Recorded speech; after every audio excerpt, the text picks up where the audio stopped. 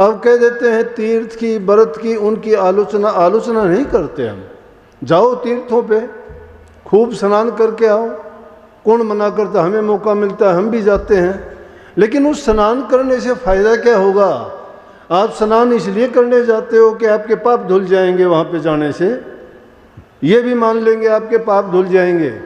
कि जिसने पाप कर्म किए हैं वो कहता है कि मैं गंगा जी नहा के आऊँ, मैं या गंगा सागर नहा के आऊँ, या मैं त्रिवेणी में स्नान करके आऊँ, या गंगोत्री जमुनोत्री में जाऊँ, या अमरनाथ और दूसरे धामों की यात्रा करूँ। निश्चित रूप से जाइए और वहाँ स्नान करके भी आइए।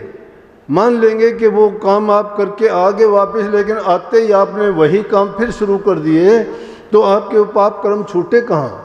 लेकिन ये जो असली स्नान सत्संग का है, इसमें स्नान करने से वो दोबारा से पाप कर्म में नहीं गिरता है। यह असली स्नान इसको इसलिए कहा गया है। हम तीर्थ व्रत किसी चीज़ की भी खंडन नहीं करते, मंडन करते हैं, हर चीज़ का करो, लेकिन करने के बाद वहाँ से तुम ये संकल्प लेके आओ कि कभी भी वो बुरा काम ना करो। जैसे एक बार संत तुकाराम जी के समय की बात है, उसके गांव के कुछ लोग उनके पास गए और संत तुकाराम जी को जाके कहने लगे, हम तीर्थों पे जा रहे हैं, आप भी चलो, बड़ा अच्छा रहेगा, हमें अच्छा लगेगा, आपके साथ में हमें और भी हम इसको शुभ मानेंगे। तुकाराम जी ने असमर्थता जाहिर की, कहने लगे भाई मैं जा नहीं सकता, आप एक काम कर दो। उनकी आस्था थी, बोले कि हाँ बताओ, आप जो कहोगे करेंगे।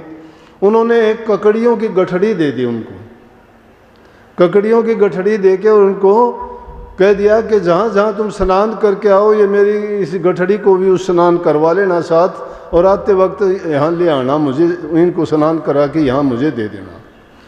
वो तीर्थों पे गए, वहाँ पे खूब उन्होंने मलमल के नहाए, गोते लगाए, और उसमें उस ककड़ी की गठड़ी को भी उस पानी में से निकाल के हर तीर्थ पे वो उनको स्नान करवा के लेके आए। जब वो लेके आए तो उनको संत तुकाराम जी को समझवा दिया कि ये आपकी ककड़ियाँ जो आपने कही थी हम ले आए हैं, और हर तीर्थ पे इनको स्नान करवा दिया, जैसे हमने स्नान किया ऐसे ही। बोले कि बहुत अच्छा, लेकिन एक काम करो। उन्होंने उनको कहा कि कल के लिए आप सबका निमंत्रण है, और उनको सबको निमंत्रण के लिए बुला लिया। और बुलाने के बाद में उन्हीं ककड़ियों की सब्जी बनवा के उनके आगे परोस दी, लेकिन उनकी जो ककड़ियों की सब्जी थी वो कड़वी थी। जब वो सब्जी खाने लगे, बोले जी कड़वी है। बोला कि हाँ, मैं यही आपको बताना चाहता था कि कितने तीर्थों हैं आप स्नान करके आए, ये भी करके आई ना, लेकिन उन पे जाके मीठा हो जाना चाहिए था, लेकिन इनका जो गुण था वो गुण इन्होंने नहीं छोड़ा।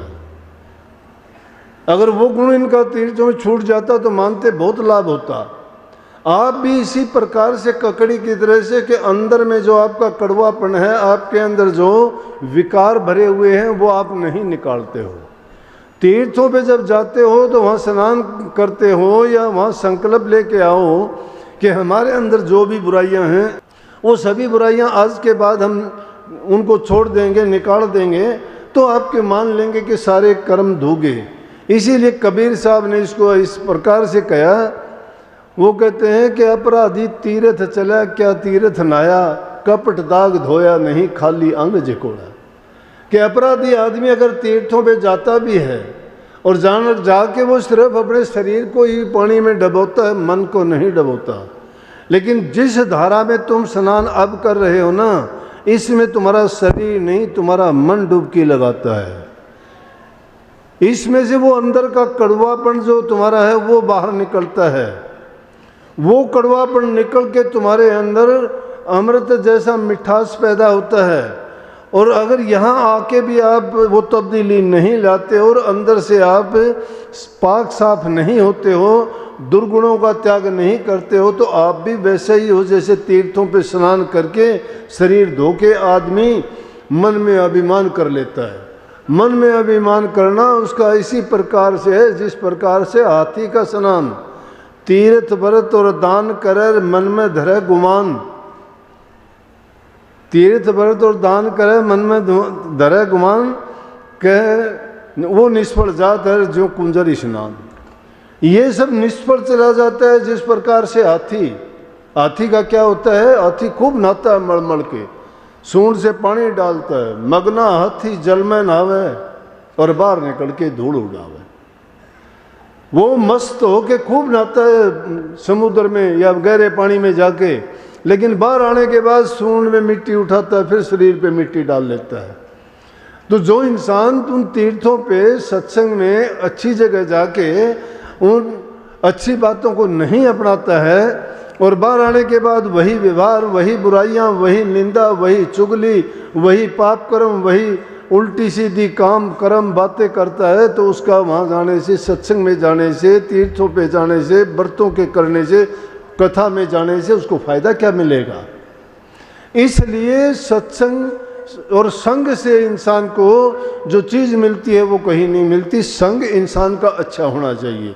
बुरा मानस का तो जन्म मिला था, जन्म मिला ऋषि मुनिया में, बैठा ठोड़ कुठोड़ भाई तू बैठा क्यों ना गुनिया में, इस पाप रूप की दुनिया में तू स्वयं डरे ढोके आया, काट लिए जिसे बोके आया।